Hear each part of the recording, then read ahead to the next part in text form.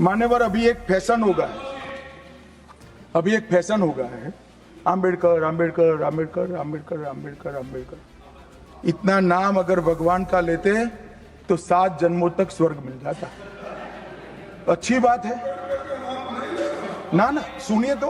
BR അംബേദ്കർക്കെതിരായ കേന്ദ്ര ആഭ്യന്തരമന്ത്രി അമിത്ഷായുടെ അപകീർത്തി പരാമർശത്തിനെതിരെ പാർലമെന്റ് വളപ്പിൽ പ്രതിപക്ഷ പ്രതിഷേധം.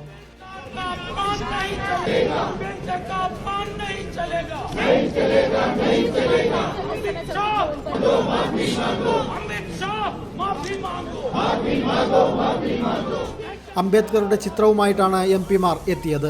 അമിത്ഷാ മാപ്പ് പറയണമെന്നായിരുന്നു ആവശ്യം. തുടർന്ന് സഭയിലും അംബേദ്കറുടെ ചിത്രങ്ങൾ ഉയർത്തിക്കാട്ടി. പ്രതിപക്ഷം നടുത്തളത്തിലിറങ്ങി പ്രതിഷേധിച്ചതിനെ തുടർന്ന് ലോക്സഭയുടെ നടപടിക്രമങ്ങൾ നിർത്തിവെച്ചു. രാജ്യസഭയിലും ഇതേ വിഷയത്തിൽ ബഹളമുണ്ടായി. അംബേദ്കറുടെ പേര് പറയുന്നത് കോൺഗ്രസിനിപ്പോൾ ഫാഷനായെന്നും ഭരണഘടനയെ കോൺഗ്രസ് ഒരു കുടുംബത്തിൻ്റെ സ്വകാര്യ സ്വത്തായി കണക്കാക്കുകയും അധികാരത്തിൽ തുടരാൻ അത് ഭേദഗതി വരുത്തുകയും ചെയ്തുവെന്നുമാണ് അമിത്ഷാ പറഞ്ഞത്. ലോക്സഭാ പ്രതിപക്ഷ നേതാവ് രാഹുൽ ഗാന്ധി, കോൺഗ്രസ് അധ്യക്ഷൻ മല്ലികാർജ്ജുൻ ഖാർഗെ എന്നിവർ അമിത്ഷായുടെ പരാമർശത്തിനെതിരെ രംഗത്തെത്തി. और RSS की आइडियोलॉजी जो है वो दर्शाता है कि वो खुद वो बाबा साहब अम्बेडकर के संविधान को रेस्पेक्ट नहीं देना चाहते हैं. उसीलिए हम वो कंडेम करते हैं और आई डिमांड हिज रेसिग्नेशन. മനുസ്മൃതിയിൽ വിശ്വസിക്കുന്നവർക്ക് തീർച്ചയായും അംബേദ്കറുമായി പ്രശ്നമുണ്ടാകുമെന്ന് രാഹുൽ എക്സിൽ കുറിച്ചു. തുടക്കം മുതലേ ഇന്ത്യൻ ഭരണഘടനയ്ക്ക് പകരം മനുസ്മൃതി നടപ്പാക്കാനാണ് RSS ആഗ്രഹിച്ചതെന്ന് ഖാർഗെ കുറ്റപ്പെടുത്തി.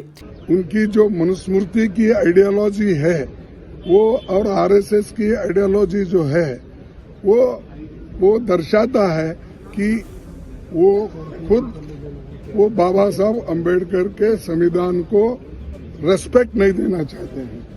BJP RSS ത്രിവർണ്ണ പതാകക്കെതിരാണെന്ന് ഒരിക്കൽ കൂടി തെളിയിക്കുന്നതാണ് ആഭ്യന്തരമന്ത്രിയുടെ അംബേദ്കർ അധിക്ഷേപ പരാമർശമെന്നും ഖാർഗെ കൂട്ടിച്ചേർത്തു.